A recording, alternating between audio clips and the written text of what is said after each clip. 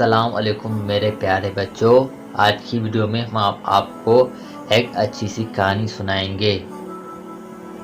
ایک تھی مانو بلی جو کسی کی چہیتی یا لاڈلی نہ تھی۔ اس نے شہر کے ایک کباڑ خانے میں آنکھ کھولی اور پھر اپنی ماں اور دوسرے بہن بھائیوں کے ساتھ مختلف جگہوں کی تبدیلی کے بعد ایک قصاب کی دکان کے پاس گندے نالے پر رہنے لگی۔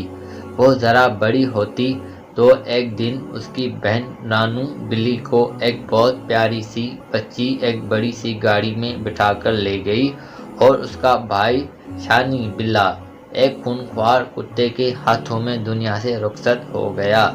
وہ ذرا بڑی ہوئی تو اس کی ماں اسے چھوڑ کر چلی گئی۔ مانو بلی کئی بار اپنی ماں کے پاس گئی کہ شاید اسے پہچان لے، لیکن وہ اسے ہمیشہ اجنبی بن کر ملتی اور مار پیٹ کر بھگا دیتی۔ مانو بلی نے بھی آہستہ آہستہ اپنی ماں کو بھلا دیا اور یوں ہی گلیوں میں آوارہ پھرنے لگی۔ ایک دن اچانک اس نے اپنی بہن نانو بلی کو دیکھا جو ایک بہت بڑے سے لان میں گھاس پر بیٹھی دودھ پی رہی تھی۔ مانو بلی فوراً آگے بڑھی اور اسے پکارا، لیکن اس نے بھی بہن کو پہچاننے سے انکار کر دیا اور اسے اپنے گھر سے نکال دیا۔ مانو بلی کا دل ٹوٹ گیا۔ وہ باہر نکلی تو ایک نہایت گندے بچے نے نشانہ لے کر ایک پتھر اسے دے مارا۔ پھر پتھر اس کی ٹانگ پر لگا اور وہ لنگڑا کر گر پڑی۔ بچے کے ساتھی اس نے اس سنہرے کارنامے پر کہکے لگانے لگے۔ مانو بلی بڑی مشکل سے اٹھی اور اپنے زخم ٹانگ کے ساتھ بھاگ کھڑی ہوئی کہ کہیں باقی بچے بھی پتھر لے کر اس پر اپنا نشانہ نہ آزمانے لگے۔ اسے انسانوں پر غصہ آنے لگا کہ وہ کس دیدہ دلیری سے ہم جیسے معصوم جانوروں پر ظلم کرتے ہیں اور انہیں کوئی کچھ نہ کہہ سکتا۔ وہ اپنی ٹانگ کے ساتھ ایک گھر میں داخل ہوتی تو وہاں ایک مہربان بچے سے اس کا واسطہ پڑا۔ بچے کو اس کی حالت پر بہت ترس آیا۔ کچھ دیر بعد وہ اس کے لیے ایک پیالے میں دودھ لے آیا۔ مانو بلی پہلے تو جھجکی، اسے بھوک بھی زار کی لگی ہوئی تھی۔ اس نے بچے کی طرف دیکھا جو دور جا کھڑا ہوا تھا۔ مانو بلی نے تھوڑا سا دودھ پیا تو اس کی بھوک اور زیادہ جاگ اٹھی۔ اس نے جلد ہی سارا دودھ پی لیا اور لیٹ گئی۔ بچہ اسے پچکارتا ہوا آگے بڑھا اور بڑے مہربان ہاتھوں سے اس کی زخمی ٹانگ ٹٹولی۔ پھر وہ اندر چلا گیا تو مانو بلی نے بھاگنے کا سوچا، مگر اپنے اس نئے مہربان دوست کو چھوڑنے کو اس کا جی نہ چاہا۔ آخر بچہ آیا تو اس کے ہاتھ میں مرہم پٹی تھی۔ مرہم پٹی ہونے کے بعد مانو بلی کو کچھ سکون ہوا تو وہ سو گئی۔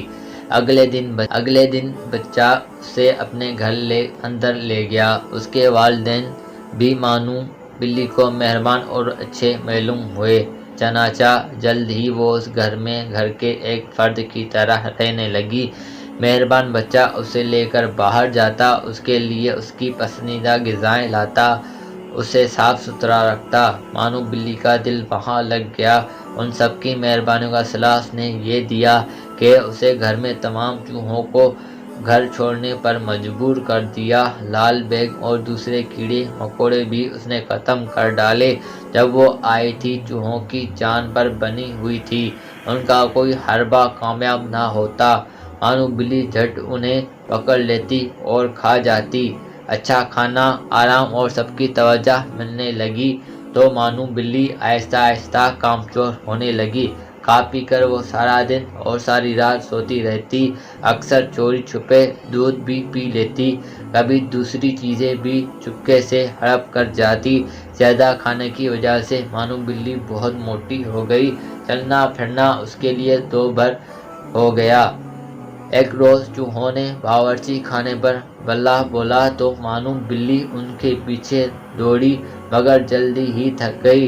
چوہے بھی مانو بلی کی کمزوری جان گئے تھے۔ وہ ہر روز ادھر ادھر پھرتے اور مانو بلی انہیں پکڑ نہ پاتی کیونکہ وہ بہت موٹی ہو گئی۔ دوڑنے سے اس کا سانس پھول جاتا اور تھک جاتی۔ ایک دن اس نے گھر والوں کو کہتے سنا کہ مانو بلی کو واپس چھوڑ دینا چاہیے کیونکہ یہ کسی کام کی نہیں رہی۔ اتنا سن کر اس کے ہوش اڑ گئے۔ اسے اپنی آوارہ گردی اور غریبی کے دن یاد آ گئے۔ اسے انسانوں کی خود غرضی پر غصہ آیا لیکن قصور اس کا اپنا بھی تھا۔ چنانچہ اگلے دن سے اس نے زیادہ کھانا پینا چھوڑ دیا اور باقاعدگی سے روزانہ دوڑنا بھاگنا ورزش کرنا شروع کر دی۔ سستی کائلی چھوڑ کر کام کو اپنا لیا اور پھر جلد ہی وہ دوبارہ چوہوں کے لیے خطرے کا نشان اور گھر والوں کی آنکھ کا تارا بن گئی۔